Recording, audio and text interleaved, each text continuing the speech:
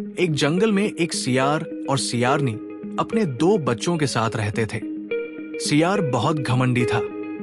उसे अपनी बुद्धि पर घमंड था। वो हमेशा सियारनी के सामने अपनी बुद्धि की डींग हाँकता था। एक दिन सियार और सियारनी जंगल में भोजन की खोज में भटक रहे थे। अचानक सामने से एक शेर आता दिखाई दिया। शेर को देखकर दोनों बहुत घबरा गए। दोनों ने सोचा, चले थे भोजन की खोज में, अब स्वयं ही किसी का भोजन बनने वाले हैं। सियारनी ने देखा शेर पल पल समीप आ रहा है।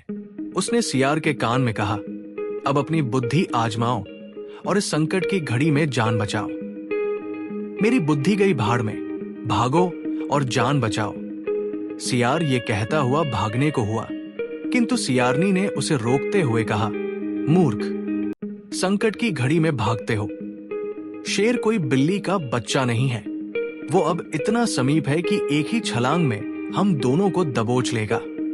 अच्छा बाबा, अब तुम ही कुछ करो, वरना आज तो गए जान से।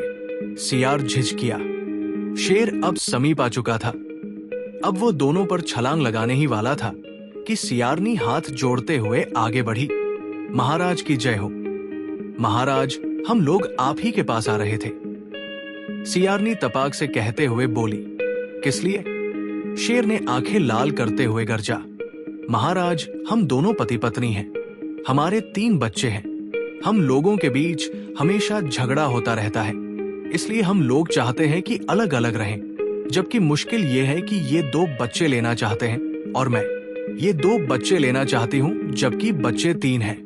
महाराज, आप जरा हमारे घर चलकर बच्चे हमारे बीच बांट दें तो बड़ी कृपा होगी। सियारनी उसी मुद्रा में गिड़गिड़ाई। शेर सियारनी की बातों को सुनकर सोचने लगा, 2 और 3 का झगड़ा, चलो अच्छा भोजन हो जाएगा। चलो हम तुम्हारे घर चलते हैं, उसने गरजते हुए कहा। दोनों के साथ शेर उनके बिल के समीप पहुंचा और आदेश देते हुए बोला, जाओ, अपने बच्चे ले आओ। सियारनी ने झट सियार के कान में कुछ कहा और उसे बिल के अंदर जाने का इशारा किया।